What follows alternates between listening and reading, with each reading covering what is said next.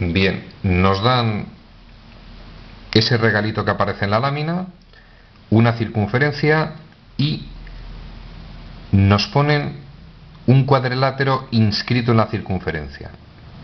Los vértices del cuadrilátero están en la circunferencia. Debemos hallar el perímetro, la suma de los lados de ese cuadrilátero. Dato que me dan, radio de la circunferencia 6 centímetros. Empezamos a razonar, mirad. Busquemos triángulos desesperadamente.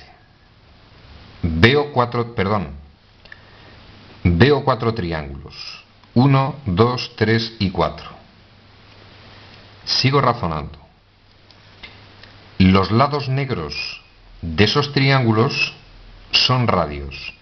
Van a ser iguales. Es decir, en todos los casos van a medir 6 centímetros.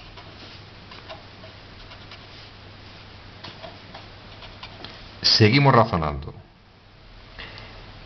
Conozco todos los ángulos centrales, porque aunque este no me lo dan, evidentemente, si forma 360 grados y restamos 360 menos 100 menos 80 y menos 60, es evidente que vamos a hallar el valor de ese ángulo.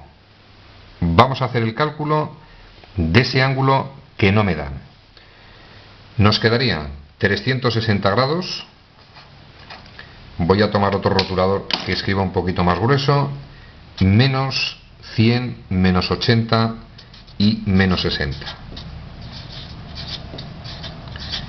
Efectuamos la operación. Quedaría 360 grados menos 8 y 6, 14, 240 grados.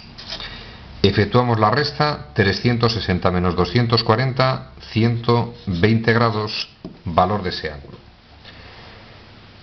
Otro detalle importante, mirad. Se trata en todos los casos de triángulos isósceles, porque si tomo el triángulo ABO, es evidente que esos dos lados son iguales, triángulo isósceles. Si tomo este triángulo, esos dos lados son iguales, isósceles. Si tomo este triángulo, esos dos lados son iguales. Y por el mismo razonamiento, con el cuarto de los triángulos.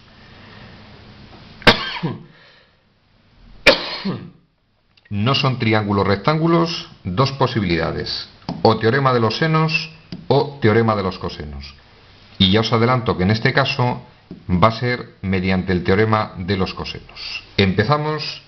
Triángulo AOB.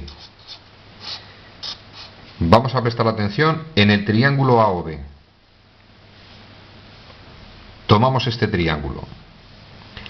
Necesito hallar el valor de AB. Teorema del coseno. Ese lado al cuadrado, es decir, AB elevado al cuadrado, va a ser igual a este lado al cuadrado más ese cuadrado, menos 2 veces el producto de esos dos lados, y por coseno, y en este caso se llama teorema de los cosenos, coseno de 60. En esa expresión matemática todo es conocido. Menos AB. Procedemos a operar la expresión, vais a la calculadora, efectuáis el cálculo, valor de AB, yo tengo hecho el ejercicio, 6 centímetros, perdón, estamos hallando AB, 6 centímetros. Tenemos hallado el valor de AB. Vamos al triángulo BOC. Triángulo BOC. Mismo razonamiento. Por el teorema de los cosenos vamos a hallar ese lado. Nos quedaría BC elevado al cuadrado va a ser igual 6 al cuadrado más 6 al cuadrado menos 2 veces este lado por este lado y por el coseno de 80 en este caso. Nos vamos a la calculadora. Valor de BC 7,7 centímetros. Pasamos al siguiente triángulo, COD.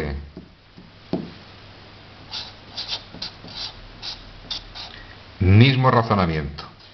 Vamos a hallar el valor de ese lado, DC.